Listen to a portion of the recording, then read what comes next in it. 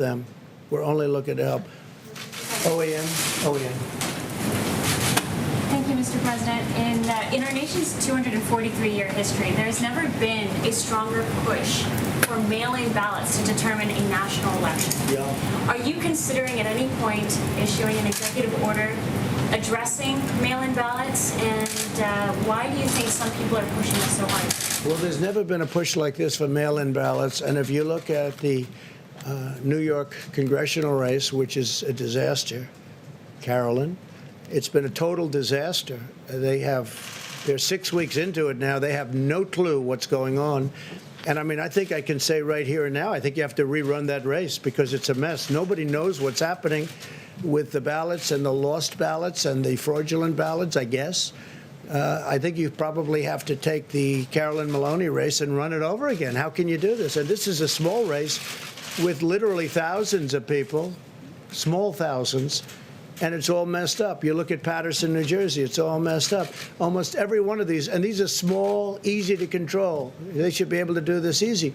Now you're talking about like Nevada, where last 2 nights ago, they went out and in the darkness of night, without people, without having any meetings of the public, without having anything, they approved a ridiculous, you don't have to look at signatures, you don't have to approve anything, you can have double mailings, you can have all sorts of things. Nobody's ever seen anything like it.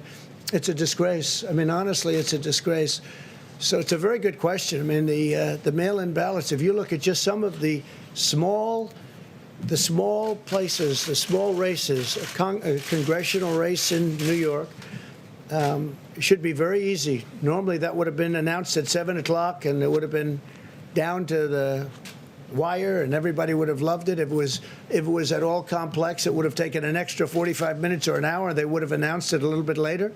They have no clue. This was about 6 weeks ago, and they have no clue what's going on. They've lost ballots. There's fraudulent ballots. How are you going to do that for an entire nation?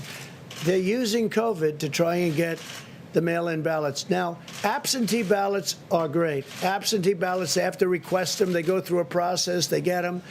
But the universal mail-in ballots have turned out to be a disaster. And what Nevada has been doing, if you look over the last few days, you have to look at what they've done. You can have 2 ballots. You can harvest. It's harvesting. So you can take thousands of ballots, put them together, and just dump them down on somebody's desk after a certain period of time.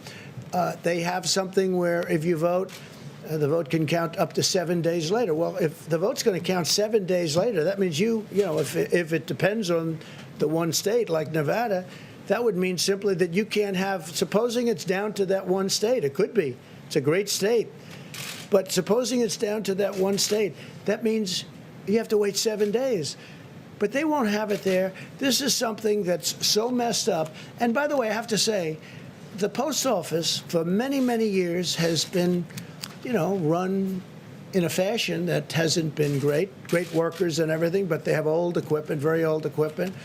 And I don't think the post office is prepared for a thing like this. You have to ask the people at the post office. But how can the post office be expected to handle? They have regular mailing.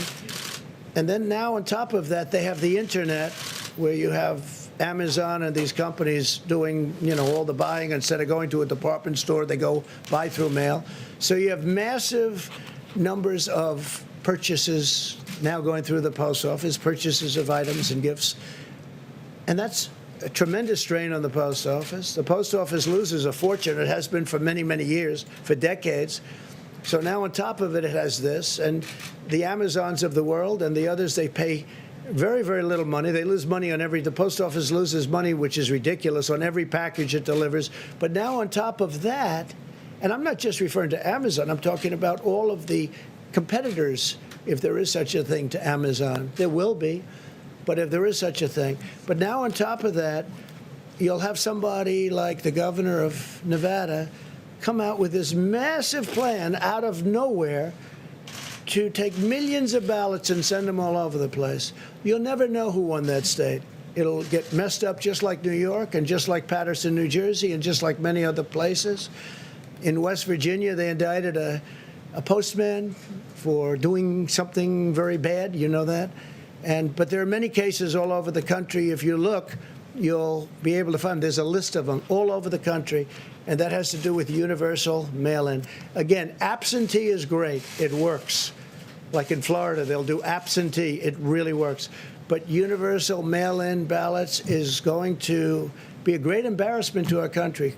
Is there an executive order on this? Well, I have the right to do it. We haven't gotten there yet, but we'll see what happens. We will be suing in Nevada, and that's already been taken care of. We'll probably file something tomorrow. I do want to say that we're going to be introducing a tremendous health care plan sometime hopefully prior to the end of the month. It's just about completed now.